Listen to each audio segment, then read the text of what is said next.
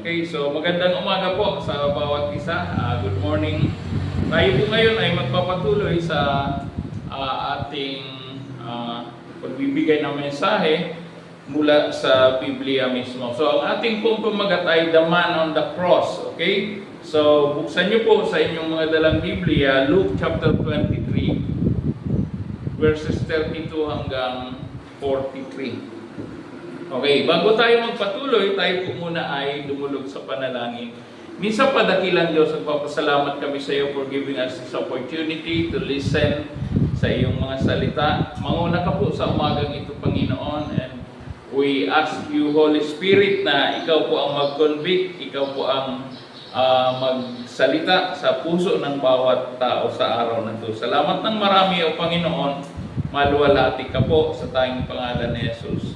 Amen. Praise God. So, dito po sa Biblia, isa po sa bibigyan ko ng diin dito kasi marami na tayong napakinggan pagdating dito sa, sabi niya, Resurrection Sunday. Yung iba gumagawa pa sila ng tinatawag na dawn watch or yung mga ganoong gawain. Yung sunrise service, yan, di po ba? Yung mga 7 palabras. So, commonly, makikita natin yan sa mga videos at kung saan sa mga iglesia, ganun po ang ginagawa. Pero this time, ito po yung ating mensahe ngayon. The Man on the Cross. Ano nga bang meron? Una, yung ginawa kong pinaka-title neto ay The Cross, The Christ, and The Criminals. Di po ba? So nakita niyo yung tatlong letter C. So anong meron? Meron pang Calvary.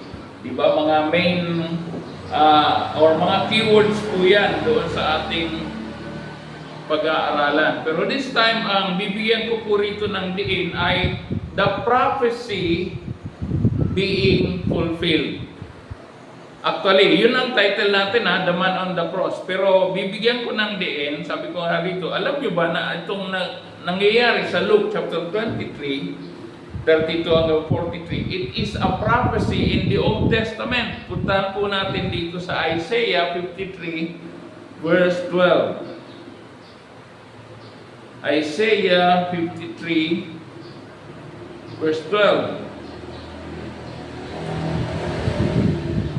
Sabi po rito, therefore I will divide him a portion with the great, and he shall divide the spoil with the strong, because he poured out his soul unto death, and he was numbered with the transgressors, and he bore the sin of many, and made intercession for the transgressors. Now, ano ang prophecy dito? Ang prophecy po dito ay magbabasa natin doon sa ating text na binanggit kanina, Luke chapter 23, Luke 23, verses 32 and up to 34. Tingnan po natin ito kung ano yung sinasabi ko kanina na prophecy in the Old Testament now being fulfilled in the New Testament. Sabi rito sa verse 32, there were also 2 other criminals led with him to be put to death. 33, and when they had come to the place called Calvary, there they crucified him and the criminals, one on the right hand and the other on the left. Then Jesus said, Father, forgive them, for they do not know what they do. And they divided his garments and cast lot. So yun po yung sinasabi ko na prophecy. It has been prophesied in the book of Isaiah 53 verse 12. Nasabi doon, he will be among the transgressors. Di po ba? Nakita niyo yan? He was numbered with the transgressors. At ano pang sabi doon? He made intercessions. He bore the sin of many and he made intercession for the transgressors. So nakita natin dito, right in this verses, sabing ganon, there were 2 criminals led with him to be put to death, and when they had come to this place called Calvary, there they crucified him and the criminals, one on the right and the other on the left. Then Jesus said, eto na po yun, yung nag-intercede na siya, sabi ganon, Father, forgive them.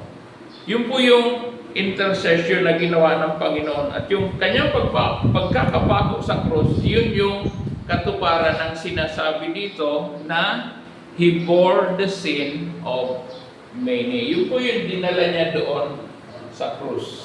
At alam niyo ba kung bakit ko binigyan ito ng pansin? Kasi po, maraming mga tao dinideny ang salita ng Diyos, ini-ignore ang salita ng Diyos, pero ang hindi nila alam, there is something that is so unique. Biro mo, sinabi ito panahon pa ni Propeta Isaias. Ilang taon ang nakalipas, ang nakaraan. Doon lang sa panahon ni Jesus Christ nagkaroon ng katuparan. So ano ang point ko rito?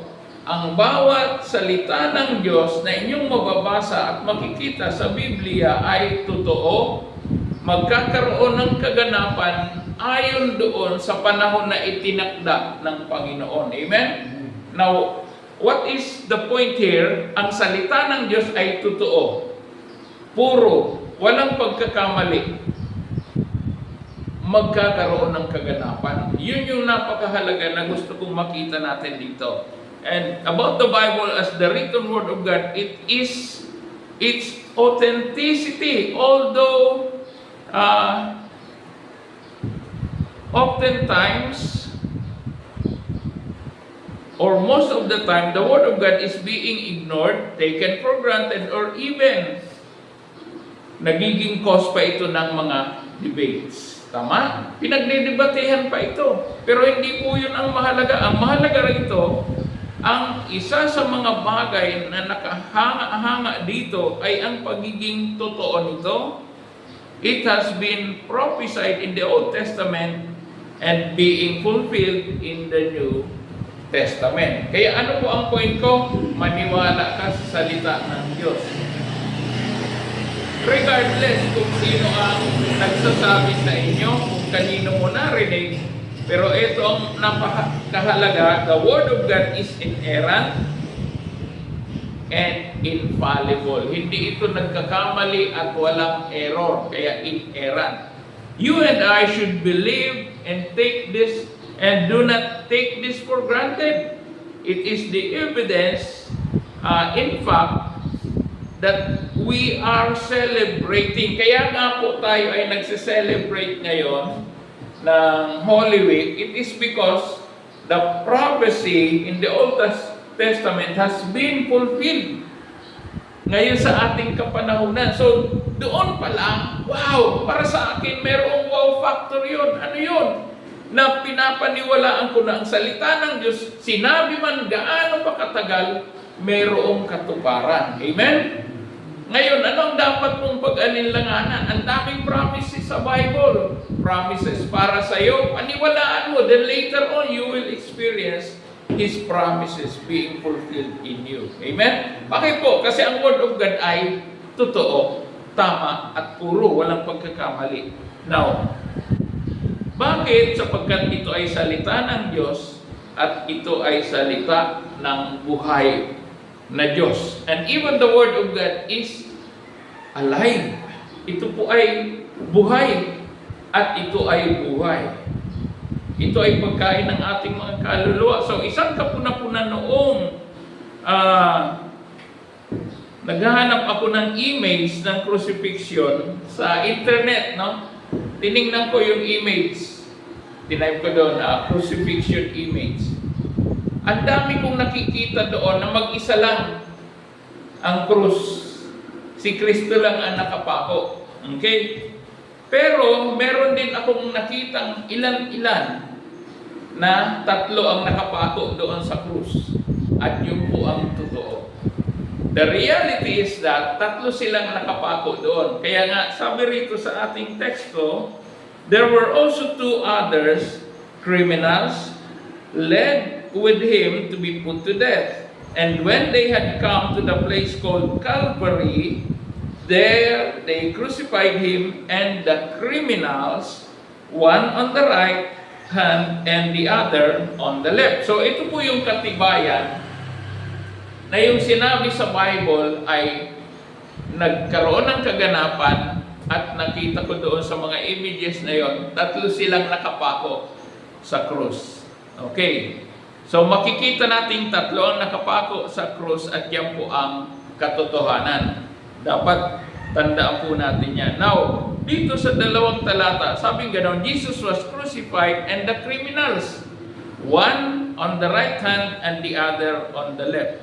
The three of them were brought to the Calvary, or yung tinatawag na place of skull, lugar ng mga bungo. Isang particular na lugar yan na ginawa ng mga Romano para lahat ng mga kriminal doon na ganun ang kaso mabibigat, doon sila ini-execute by crucifixion. And they were crucified. Kaya doon po napako itong tatlo, ang Panginoon at yung dalawang kriminal. Sa ibang translation po, sa ibang account, ang nakalagay doon ay robbers. Pero dito sa Luke, ang ginamit na word or term ay criminal. So general ang pagiging criminal nila. So crucifixion, tandaan po natin, it is a form of torture and a capital punishment. Hindi po yan basta-basta. Kaya kung pinako sa krus, akala nyo ganoon lang yung kadali. At alam nyo ba kung saan siya ipinako? Hindi po dito. Dito sa wrist. Alam nyo ba kung bakit? Bakit dito? Bakit hindi dito? Kasi dito, nandito ang ating pulso. Tama? Kaliwa, pulso. Kaya yung tao pagkapatay, unang tinitingnan dito o kaya dito. Tapos, pag ikaw nakabitin dito, nandito ang pako, 6 inches, yung bigat mo, hihilahin yan, para hindi mapunit, babangga dito. Galing naman. At pagka yan ay lumuwag na, yung katawan mo, bumababa na dito sa krus, yung baga mo, maiipit, magkukontrak yung mga muscles mo doon, mahihirapan ka na huminga. Kaya ang tawag dito ay, sabi ko kanina ay, it is a torture and a capital punishment that was designed to produce a slow death with maximum pain and suffering. Mabagal na kamatayan pero grabing hirap. Bakit? Yun nga lang yung ubuhin ka, yung magbarang ilong mo na hindi ka makahinga, hirap na hirap ka. Ganon din po ang inaabot nila dyan. Nag-aabot sila ng hininga. And the only way para sila po ay makahinga ng maganda-ganda ay itulak ang kanilang katawan ng kanilang mga tuhod para lumuwag yung paghinga. Pero dahil nga yan ay torture and capital punishment, usually binabali ang buto ng mga binte. Nakuha nyo? Yan ang inabot ng Panginoon doon sa krus at nung dalawang kriminal. Nakita nyo? Pero si Jesus, dahil nga nakasulat din sa Bible na walang buto na nabali sa kanya, hindi na siya binalian ng buto. Dahil nung tinignan nila, patay na. So, needless para baliin pa ang buto. Okay? So, lahat ng nakasulat sa lumang tipan na prophecy about the Lord Jesus Christ dying on the cross, it has been fulfilled in the New Testament. Nagpapatunay lamang na ang salita ng Diyos ay totoo and you should believe it and not ignore it. Amen? Yun yung napakahalaga eh. Yun yung hindi nakikita ng marami. Kung ikaw ay isang mananampalataya, sinasabi mo na ikaw ay Kristiyano, you should believe God and you should believe the Word of God. Napakahalaga nun. Kasi kung Kristiyano ka lang, hindi naman nakikita sa buhay mo, delikado yun. Questionable ang ating pagiging mananampalataya. Okay, so tuloy po tayo. Tingnan niyo po dito sa 23, chapter 23, verses 2 to 31. Maraming pinagdaanan dito ang Panginoong Jesus. Ano po? He was mocked. tinutuya. He was insulted, iniinsulto, at kung ano-ano pa. Pag binasa niyo po yan, pero hindi ko na babasahin lahat yan. Basahin niyo po sa inyong mga bahay. Malalaman niyo kung anong klaseng pag-alipusta ang inabot ni Jesus dyan. In verse 2, Jesus was accused. In verse 4, sabi rito ni Pilate, hindi siya guilty. No fault has been found in this man. Verse 5, he was again accused. Verse 10, he was accused. But Pilate find no evidence to prove Jesus was guilty to be punished by death.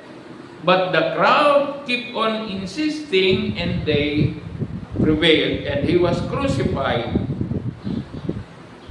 And Jesus suffered so much. Hindi lamang po yung kanyang pagkakapako, kundi yung insulto, yung pamumutya, yung lahat na ng kasamaan inabot ng ating Panginoon, at yan ang ating tagapagligtas. Amen?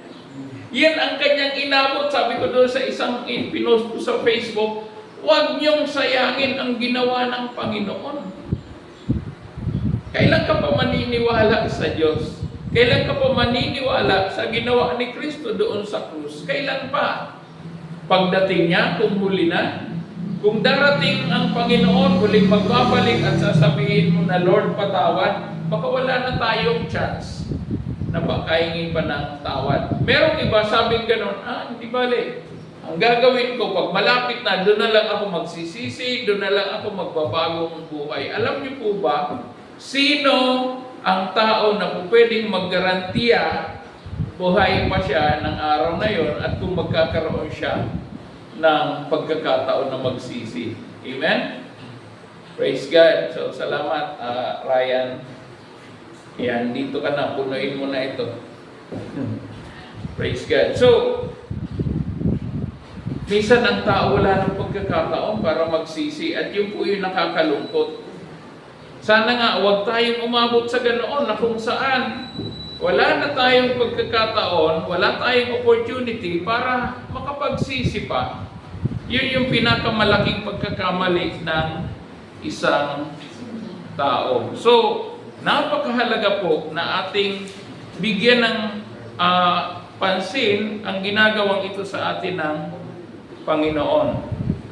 Now, he was crucified and he suffered a lot, being nailed on the cross.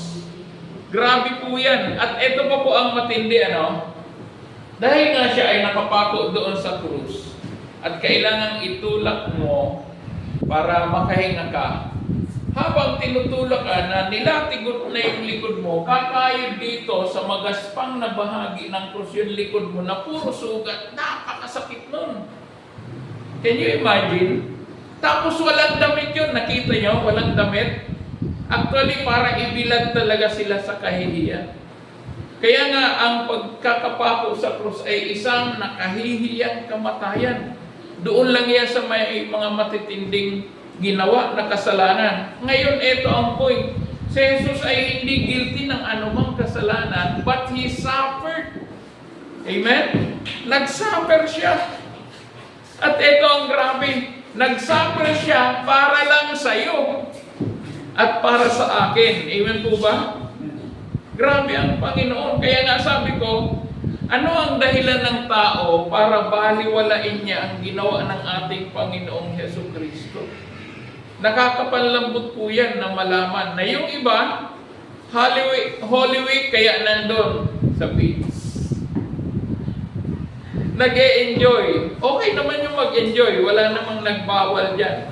Pero dapat nating maalaman, dapat nating maintindihan na itong Holy Week ay nagkakaroon tayo ng pagdiriwang nito. It is because of someone who died for us.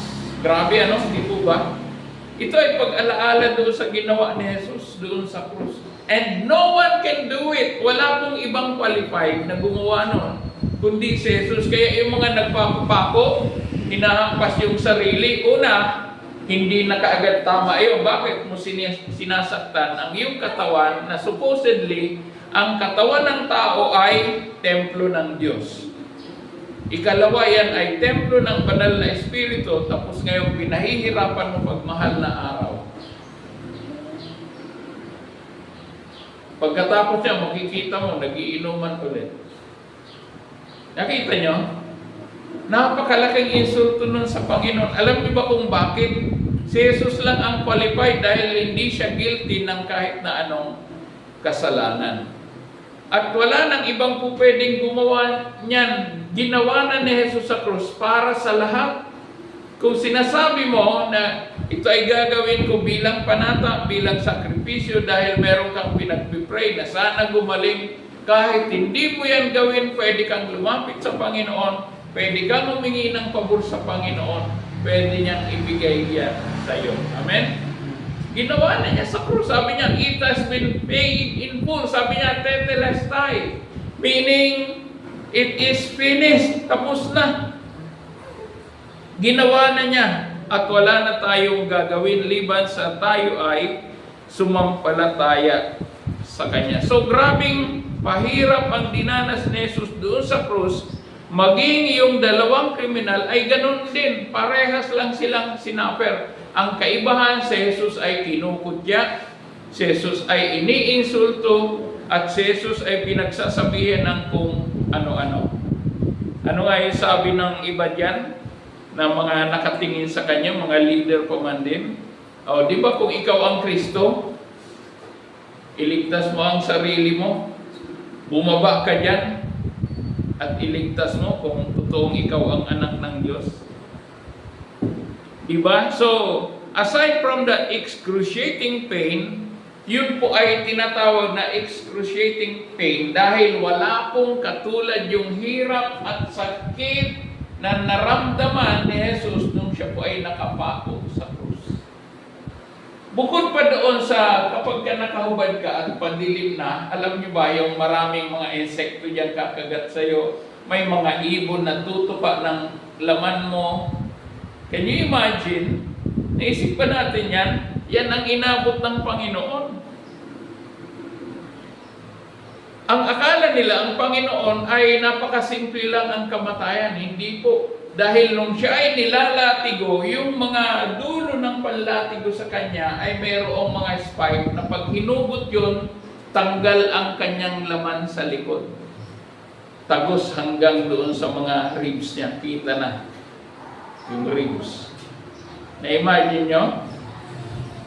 Yan ang ginawa ni Jesus para sa iyo at para sa akin. Tapos sasayangin lang natin. Hindi po marapat, no?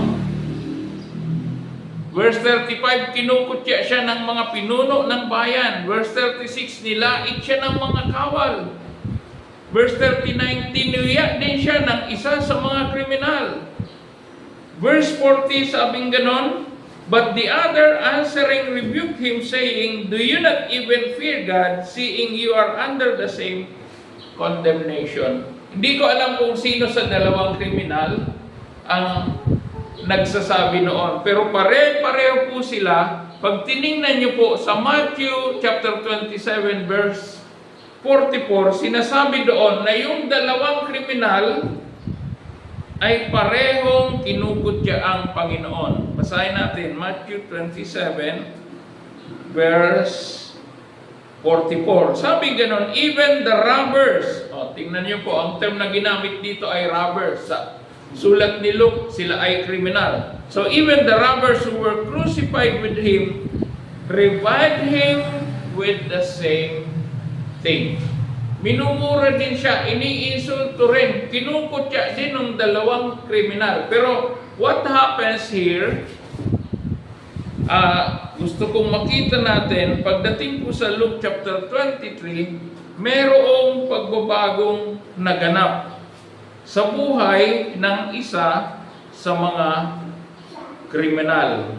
Sabi rito sa verse 39, the one of the criminals who were hanged blasphemed him, saying, if you are the Christ, save yourself and us. Tingnan niyo po, verse 40. But the other, answering, rebuked him, saying, do you not even fear God, seeing you are under the same condemnation? And we indeed justly For we receive the due reward of our deeds, but this man has done nothing wrong. Alam niyo kung ano ang pagbabago rito? Nung una, sinasabi ng mga sumulat na si Matthew, si Mark, si John, na itong dalawang kriminal, tinutuya, iniinsulto ang Panginoon. But this time, ano ang sabi ng isang kriminal? Hoy, tumigil ka na dyan ha. Hindi ka pa ba natatakot sa Diyos? Nakita nyo? Merong sudden change doon sa attitude ng isang kriminal. Kaya nga yung title ng ating message, The Man on the Cross. I am referring to the criminal who was on the cross kasama ni Jesus. And I am referring the man on the cross to Jesus Christ, the man who is our Savior. Now, tingnan po natin sa verse 39. Sabing gano'n, yung isa ay tinutuya siya, pinaparatangan siya. At ang sabing gano'n, kung ikaw ang Kristo, ligtas mo ang sarili mo at pati kami. Nakita natin na yung isa na lang. Ngayon yung isa, sabi niya gano'n, the other, do you not even fear God? Ano bang meron kapag ikaw ay natatakot sa Diyos? Ano ang sabi doon sa ibang mga verses sa Proverbs? The fear of the Lord is the beginning of wisdom. Amen? Kapag kayong takot sa puso mo ay sumaiyo, takot sa Diyos, magkakaroon ka ng karunungan. At yung karunungan na yan ay galing sa Panginoon mismo. Kaya sabi rito, sabi niya, hindi ka pa ba natatakot sa Diyos? Ano ang indication nito? Sinasabi niya doon sa isa na ako natakot na. Kaya ang sinasabi ko sa iyo ngayon, tumigil ka na. Tingnan niyo sa verse 40. Do you not even fear God, seeing you are under the same condemnation? Tapos nakita niya na yung pag-amin na tayo, kaya tayo nakapako, dapat lang. Kasi tayo ay kriminal. Pero ang taong to, yung nakapako. Sa gitna, si Jesus, ano sabi niya? Hindi siya guilty. Tayo guilty, dapat lang tayo mapako sa krus. Tingnan niyo sa verse 41. And we indeed justly, for we receive the due reward of our deeds. But this man has done nothing wrong. Ito po yung pinakamaganda. Nung nagkaroon siya ng pagkatakot sa Diyos, lumitaw yung karunungan nandoon. Di ba sabi sa Bible, Proverbs 9 verse 10 yata yun, sabi gano'n, the fear of the Lord is the beginning of wisdom. Napakahalaga po na mayroon tayong banal na takot sa Diyos. Doon tayo nagiging marunong.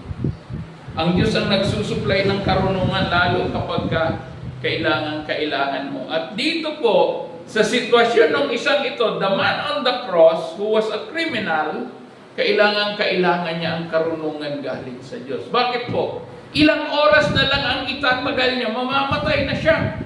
He has to make a very wise decision. Kailangan niyang gumawa ng isang napakahalagang desisyon sa kanyang buhay. Ano yun? Ang piliin na magpakumbaba. Ang piliin na lumapit sa ating Panginoon. The man on the cross, the criminal, and the Christ. Amen? Nakita natin yun? Tatlo sila dun the criminals and the Christ. Yun po yung tinutukoy ko rito na the man on the cross. Now, here is the amazing part in verse 42. The criminal changed his mind, then said to Jesus, ano ang sabi niya rito, verse 42, then he said to Jesus, Lord. Pag tinawag mo na isang Panginoon, ang isang personality, ano ibig sabihin nun? It is an indication na kinikilala mo siya na siya ay hindi karaniwan ang kanyang pagkatao. Amen? Ano sabi niya? Panginoon! Yun ang nagagawa ng takot sa Diyos. Yung wisdom ng pagpili, yung wisdom kung paano niya tawagin ang Panginoon, at kung ano ang ating Panginoon. Sabi niya, Lord, sabi niya, remember me when you come into your kingdom. Now, ano ang pinapakita dito? Kinikilala niya na si Jesus ay hari. Amen? Remember me when you come into your kingdom. Bakit po nasabi kong siya ay hari? Hindi ka po pwedeng magkaroon ng kingdom kung hindi ka naman king. Tama? You can never claim that you are a king if you don't have a kingdom. Kaya doon pa lang, it is an indication na sinasabi niya, I know you are a king, I believe you are a king, and you have a kingdom that will come. So remember me when you come into your kingdom. Kasi alam niya, yung kriminal, siya ay mamamatay. At si Jesus, mamamatay. Pare-pareho silang mamamatay. I have to make the most. The best decision. Nakita natin, napakahalaga ng banal na takot sa Diyos. It gives you wisdom. The man on the cross, he believed whom what Jesus said he was. He called him Lord. And then he said, remember me when you come into your kingdom. He believes Jesus was Lord. He believed Jesus is a king. And he believed Jesus has a kingdom. Grabe, no? Kaya nga, ito yung dinidiscuss ko ngayon, ito yung mensahe ko ngayon, kasi bihirang pag-usapan ito eh. Ando na yung mga common na nalalaman natin. So he said, remember me when you come into your kingdom. He believes Jesus, even he was nailed on the cross. Naniniwala siya na si Jesus ay mayroong paghaharian. Para sa mga Hudyo, isang pagtuya ang ginawa nilang pagtawag kay Jesus na King of the Jews. Di ba ikaw ang hari ng mga Hudyo, sabi ng mga Hudyo? Yun ay panunuya. Kaya ganun na lang ang pag-insist ng isang ito, naniniwala siyang si Jesus ay totoong hari ng mga Hudyo. Sa iba, yun ay panunuya at insulto. Pero dito sa isang kriminal, the man on the cross, what he is saying is, he know Jesus is a king, he know Jesus is Lord, and he know he has a kingdom. The man on the cross, the criminal, believes Jesus will someday reign as king in his kingdom. Kaya ang sabi niya, alalahanin mo ako. Pag dumating ka na sa iyong paghahari. Alam niyo po ba yun ang ibig sabihin nun? Remember me. He sees himself dying. Nakita niya yung sarili niya mamamatay na eh. Wala na. Wala naman siyang magagawa na eh.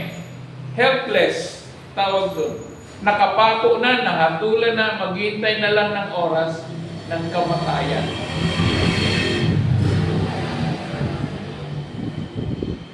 He sees himself dying, and this is certain. Ilang oras na lang ang itatagal ng kanyang buhay. Kailangan niyang gumawa ng isang napakahalagang desisyon. Yun ay ang magtiwala kay Jesus. Trusting Jesus Christ. Believing in the Lord Jesus Christ. Ito po ang tanong ko. Kayo, kailan kaya tayo magtitiwala? Kahit siya ay nakapako sa krus, si Christ, the Christ on the cross, the Savior, tinawag pa rin siyang Panginoon. Nakita natin yung significance. Tumawag siya kay Jesus. Dahil ang sino mang tumatawag sa pangalan ng Panginoon ay, ano sabi sa Romans 10 verse 13? For whoever shall call on the name of the Lord shall be saved. Kaya ang tanong ko, ikaw na nanonood ngayon, ikaw na nakikinig ngayon, kailan ka tatawag, kailan ka magtitiwala, at kailan ka magsasabi kay Jesus, Lord, kailangan kita, alalahanin mo ako sa iyong kaharian. And Jesus answered, ito ang maganda, verse 43, and Jesus said to him, assuredly, pag sinabi pong assuredly sa Tagalog, tinitiyak ko sa iyo, Sinisiguro ko sa iyo. Ngayon din, sabi niya gano'n, today you will be with me in paradise. Alam niyo yung sagot ng Panginoon na today, ngayon, hindi bukas, hindi next week, hindi next month, hindi next year. Ngayon, ganyan ang kayang gawin ng Diyos, ganyan ang pwedeng gawin ng Diyos kung tatawag ka sa Panginoon. Kaya kung ikaw po ay nakikinig ngayon, nanonood ngayon, yun din po ang sasabihin ng Panginoon sa iyo pag ikaw ay tatawag sa Kanya. Now, ano ang maganda rito? Ang sabi ng the man on the cross, the criminal, sabi niya, Lord, remember me. Ano ang sagot ng Panginoon? Hindi lang kita aalalahanin. Ngayon mismo, isasama kita. Grabe, ano? Kaya yung word na ginamit niya, assuredly, tinitiyak ko sa iyo, sinisigurado ko sa iyo, ngayon, you will be with me in paradise. Wow! What an assurance. What an assurance from Jesus. He is the only one who can give such kind of assurance. Alam po ba natin na si Jesus lang ang may kakayahan na magbigay ng ganyang kasiguruhan? Not anyone else, not any religion. Not any religion or leader can promise you heaven. Wala po, kahit anong relihiyon ang po pwedeng mangako sa iyo ng kaligtasan. Not any leader can promise you salvation. Only Jesus, the one who lived, the one who died, the one who was buried, and the one who has risen from the grave. Only Jesus, the Christ, on the cross. And the man on the cross, hindi siya nagkamali sa kanyang desisyon nung tinawag niya si Jesus na Lord. Alam niyo po ba, para sa inyo, ng mga nanonood, nakikinig ngayon, yun din po ang itatanong ko. Kailan ka tatawag sa Panginoon? Kailan mo tatawagin si Jesus na Panginoon? Kailangan kita bilang aking tagapagligtas.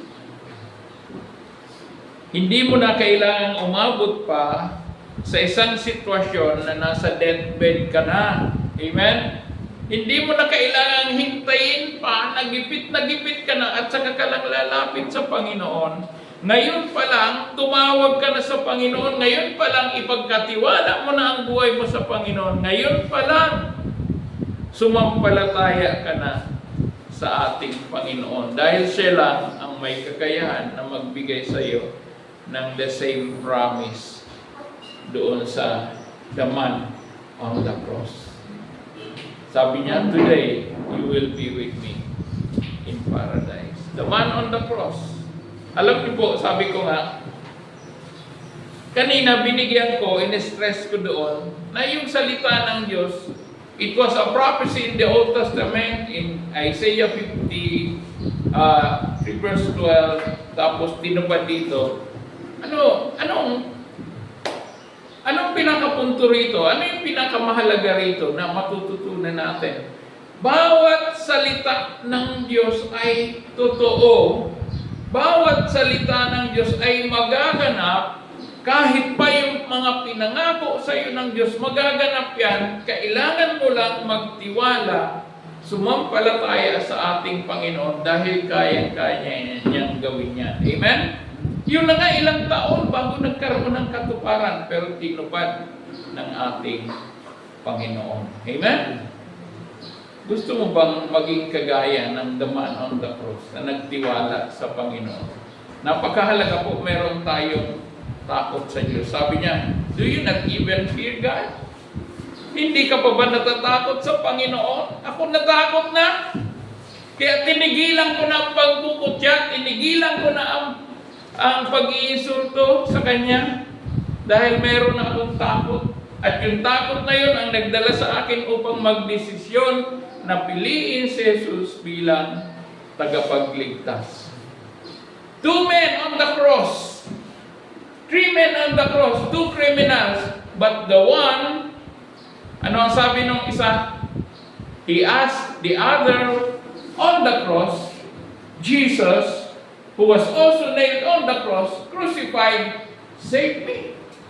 Remember me when you come into your kingdom. Nakita niyo yung isang sitwasyon? Kung sa atin, tayo kaya sasabihin natin yan, kapareho nating nakapako sa krus, tapos siya rin magliligtas sa atin, parang imposible. But because of the fear of God na nasa puso ng isang kriminal, nagawa niyang pumili at magdesisyon ng tama. Amen?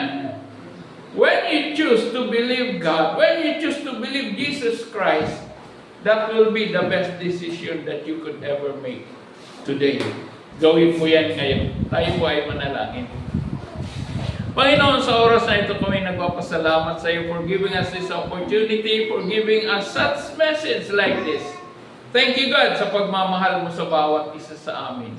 Tinataas ka namin, nululuwalhati ka namin, at ito ang aming dalangin. Nawa, kalugdan mo ang bawat isa sa amin as we pray in the name of the Lord Jesus Christ. Lahat po ng anak ng Diyos magsabi ng Amen.